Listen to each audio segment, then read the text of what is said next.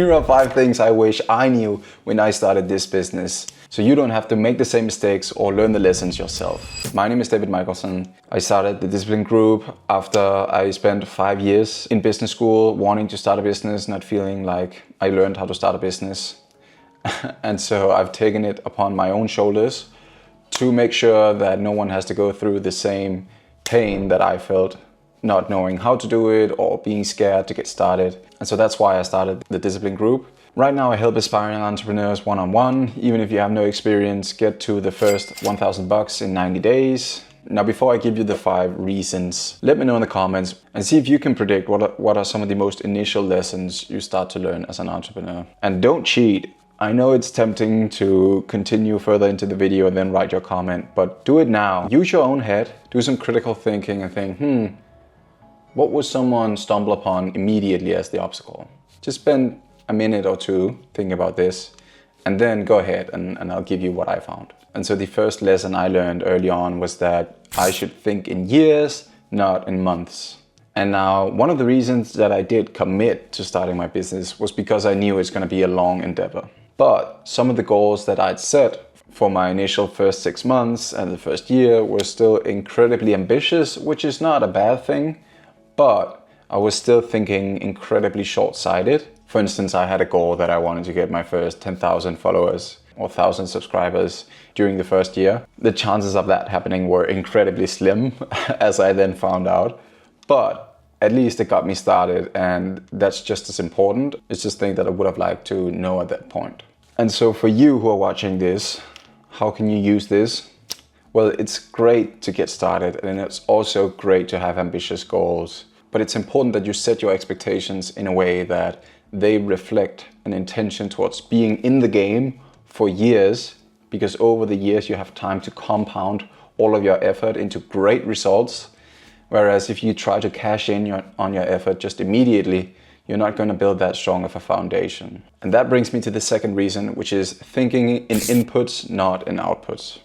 I briefly mentioned setting goals that were ambitious, and that was fine. And I think personally, it's great to have goals that are mentioned as outputs.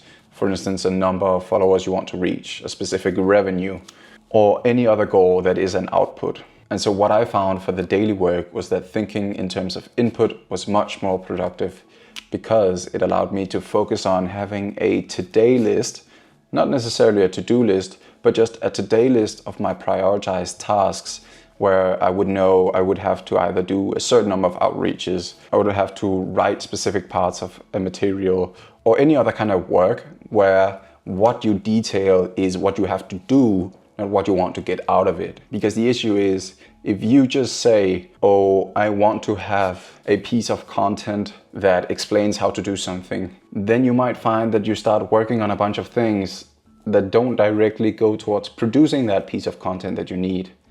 And while you might run into a very creative process, it might be a quite inefficient use of your time. Whereas if you say, okay, I know the end result should be some kind of video describing this, and to get there, when I backtrack, these are the steps I need to go through, which means the daily input needs to be, okay, I need to script the video, maybe I do need to do some research before that, then I script, then I record, then I edit, and then I release. And then suddenly, because of all those inputs, the output that you get is then the video that you would like. The third lesson I learned is that the more painful the customer problem, the easier the offer is to sell. And now in short, step 1 is realizing that you need to solve a problem with an offer. And that's a great and necessary place to start. When I got started with my business, it was called Discipline Apparel. And I tried to sell these shirts actually. And I'm happy that I got started with a business and I just chose something and committed to getting started. But I was having a very hard time identifying what problem I was solving. And essentially the designs and the whole motive behind the company, which was the unique selling point or the value statement, wasn't really solving a strong problem. Or at least the solution I delivered to that problem was not very valuable.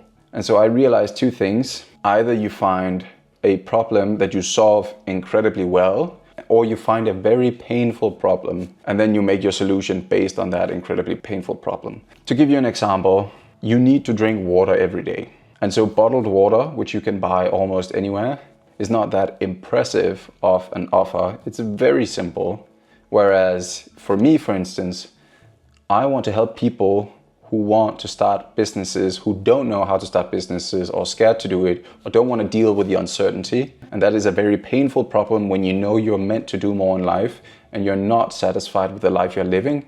However, the offer needs to be equally valuable and equally convincing. And just kind of to compare it back to the first offer I made, the current offer I have with one-on-one coaching, guaranteeing the result, is much more valuable than t-shirts being a little motivational or inspirational.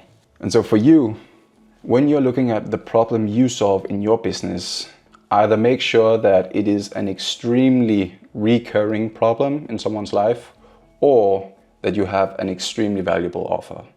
If you don't have either one of those, you're gonna have a hard time selling your product. The fourth lesson I learned is that being busy does not mean that I'm productive. On one hand, it's great to get things done, and it's great to do a lot. Just brute forcing your inputs and the amount of stuff that you do is a great step one. But I quickly realized that, continuing to work on details on my website when I had no visitors, or doing small things on a piece of the business that was not related to actually going out there and marketing the product or trying to sell the product, was not going to have any kind of influence on how successful the business actually became. I spend a lot of time right now updating my free course, which of course in the future can become some kind of funnel for people who want to get into coaching or other kind of consultancy or mentorship I might do.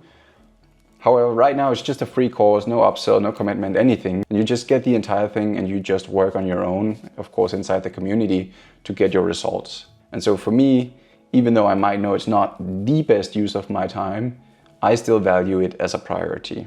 And that's a trade-off that I've made because of the long-term value that I see in it.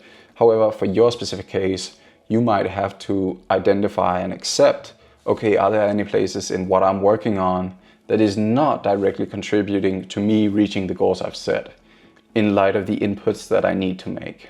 And so if you're inputting the wrong things, you're gonna get the wrong outcomes. The fifth lesson I learned early on is that I should only share my joy, my passion, my idea with my best friends, very supportive family members, or aspiring or seasoned entrepreneurs who have the same aspirations. And why do I say that? Well, it's great to get sparring with other people. But what I realized is that when you share your idea, your passion, and you give out your energy to people who don't give a shit, honestly, it is incredibly draining. And you will find that you just feel like the life is being sucked out of you because they're not giving you any constructive feedback. They're not necessarily even being positive. They might question you, which causes you to doubt yourself even more, which is just a negative when you're already doing something that is incredibly difficult, such as entrepreneurship, and you are already doubting yourself every day. And so what I found is only share your idea, your passion, and give out your energy to people who will lift you up or sustain the energy that you put out. They might not necessarily want to do the same themselves, which is okay as long as they're willing to celebrate the wins with you or don't put you down just because you didn't succeed immediately. And so first off, I'm excited to see what you've written in the comments and see if you've guessed correctly. And secondly, I hope you can use these lessons in your own life, in your own pursuit of starting your business. Maybe you can extract some relevance that you can apply so that you don't have to learn the same lessons yourself. As always, if you like this video, please subscribe. We're on the road to 1,000 subscribers and your help is greatly appreciated. As always, of course, thank you for watching and stay disciplined.